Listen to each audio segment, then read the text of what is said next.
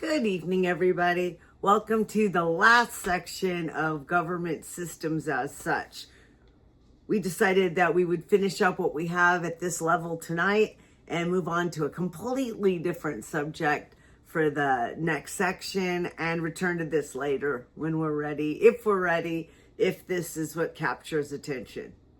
So we were talking about different socialist systems, and we stopped when we got to Sovietism. We've talked about from Marxism to Sovietism, essentially all different kinds and philosophies of socialism. Please refer back to the previous video if you want to get into all of that and all of the democratic systems. Moving forward, we have a few more that are called socialist systems, but this is an anarchist socialist system, the anarcho-communist, voluntary communes that don't have anybody particularly controlling what they do or how they interact. And then we move into the socialist adjacent or influenced, and there's distributism, corporatism, tripartism. Distributism is widespread small ownership. I find that interesting because it seems like that doesn't need to be socialist adjacent. Also notice the socialist has a lot to do with economic systems as opposed to democratic systems, which are very political. They are not necessarily mutually exclusive by a long shot. Corporatism, tripartite bargaining. I am not going to define all of this. I don't think. Tripartism, government, business, labor partnership. Wouldn't that be nice? Isn't that something that we sort of purport to do? We don't. But we should do that. We should do that where everybody has their say in what's going on. But no, we want to be controlled by money instead. Then there's state-controlled but debatable, says Claude. But debatable what? Don't know, didn't say. But state capitalism, where the state owns the enterprises but still operates like capitalism, which is very much the China model. Seems to me that's a mixed economy, a hybrid economy anyway, one way or another. But then we have 30 to 35 authoritarian systems. I am most absolutely not going to spend that much time on authoritarianism.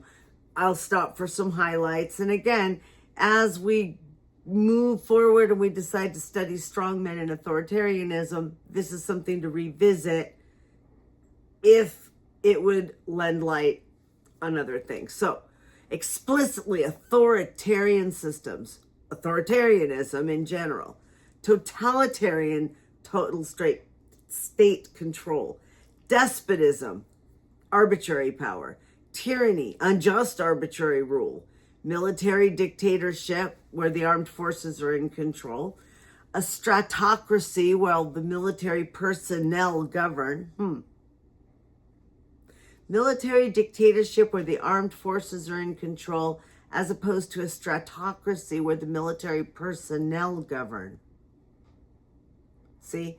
That requires a whole different level of discourse if we're going to get into discussing that. But it's interesting to know it exists, right? And then there's the single party state or one party monopoly, which is very much what the USSR was doing. And to a certain extent, what I think Putin's doing now, I think. Then moving on, there are authoritarian monarchies. An absolute monarchy, unchecked hereditary rule. A sultanate, same thing, but in Islam, and emirate, which is Islamic princely rule. Still really the same thing, isn't it? Then there are actually authoritarian democratic hybrids. Right. Fascism, like we've talked about. It can look democratic. It can seem democratic to a certain extent, but in actuality, the state and the capitalists are really controlling things, if not overtly behind the scenes. Illiberal democracy, guided democracy, and the hybrid regimes, and the anocracy, all of which we went into in more depth in the previous video. So then there are authoritarian economic systems where you have state capitalism or communism. Interesting that these two supposed opposite things kind of work out to be the same thing. Then there's the rule by the elite or concentrated power in the hands of the few, the oligarchy, the small elite group, the plutocracy, wealth-based authoritarian control, a kleptocracy, systemic theft as governance. If any of this sounds familiar, this is the whole reason why we have the podcast. Or a gerontocracy ruled by elders with limited dissent. Think about those four things. The oligarchy, small elite group, the plutocracy, the wealth-based, the kleptocracy, systematic theft, and the gerontocracy ruled by elders. And if that doesn't describe what's wrong with our country right now, I don't know what does. Then there's religious authoritarianism or theocracy. Then you have the collapsed or failed state authoritarianism, where you get warlordism, armed strongmen, narco state, cartels, and the the kakistocracy ruled by the worst or incompetent. And I say again, there are certain things that explain what's wrong with this country right now, and kakistocracy is probably one of them. Oh, okay, then there's some historical authoritarianism that we don't really see too much anymore in its pure form, empire and feudalism. There's mob or crowd authoritarianism. Oh, here's another good one. Ochlocracy, the mob rule. That's what he's afraid of, right?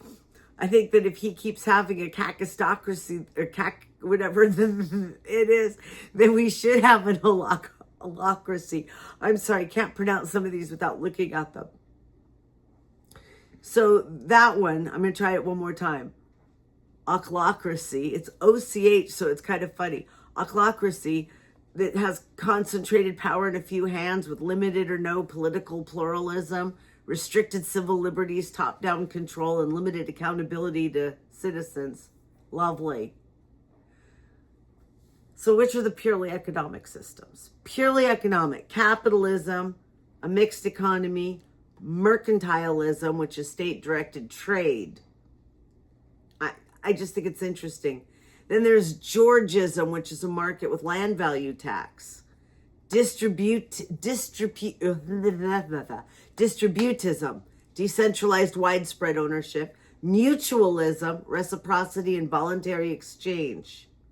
Wow. Now, two more. Arguably economic, but with political implications. The market socialism, state capitalism. Kind of meeting there in the middle.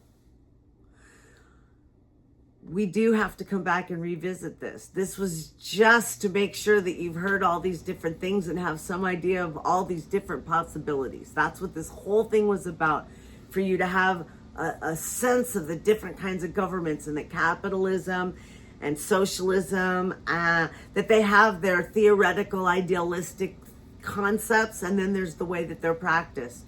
And then there are all the other ocracies and things.